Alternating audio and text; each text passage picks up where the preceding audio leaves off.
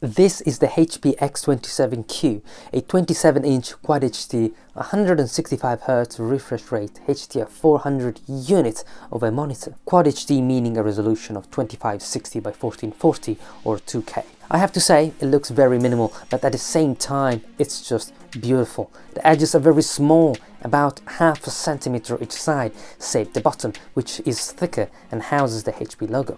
The stand is heavy, giving the monitor an overall sturdy feeling. It has a 400 nits peak brightness IPS display with a 1 millisecond response time. It has a matte plastic display, so it helps with glare. Granted, the 400 nits is only in HDR mode and the 1 millisecond response time is with the overdrive enabled.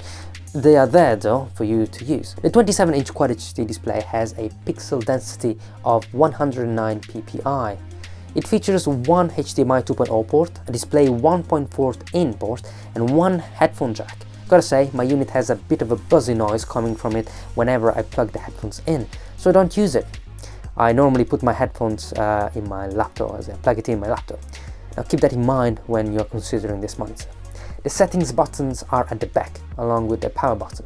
I would have preferred to have at least the power button at the front, but hey, I got used to it now.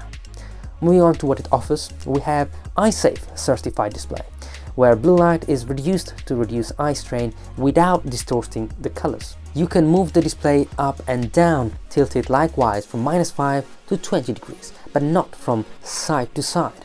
By the way, you can turn the display 90 degrees vertical so as to have it as a side panel for when you're coding, for example. The color accuracy is pretty good, covering 99% of the sRGB space.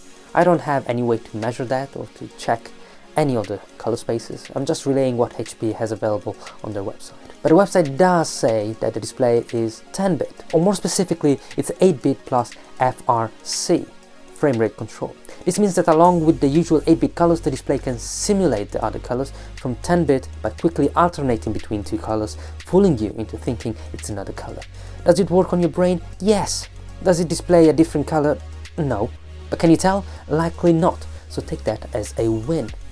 Being an IPS display, the viewing angle is great, approaching 178 degrees in any direction. The contrast ratio is not that good, 1000 to 1, it's acceptable. It has AMD FreeSync Premium for all your gaming needs. As any reputable monitor, it does have a VESA mount. The monitor does not have inbuilt speakers, so take that into account. Monitor speakers are usually quite bad compared to external ones anyway, but at least it has a headphone jack for emergencies. The power consumption is interesting, half a watt in standby, 28 watts when being used normally and 70 watts max. I assume that is when the display is at its brightest and all the overdrive functions are on. It comes in with a DisplayPort to DisplayPort cable, and it does have a power cord that is removable, unlike the new Apple Studio monitor. Now, I have to include a little bit of footage of the monitor while playing Genshin Impact, because yes, you can see just how wonderful the game looks at 2K. Fun enough, the 1660 Ti in my Omen 15 can still kick ass with a locked 60Hz at high settings. Nice. And with that, let's talk price. I paid just above £200 for this sweet machine, what it was on sale. It usually costs 310. Now at the 310 price point, I would look away as there are better options for the same price. I'm talking purely on the spec sheet here. But for 200, I think that's a steal with what it offers.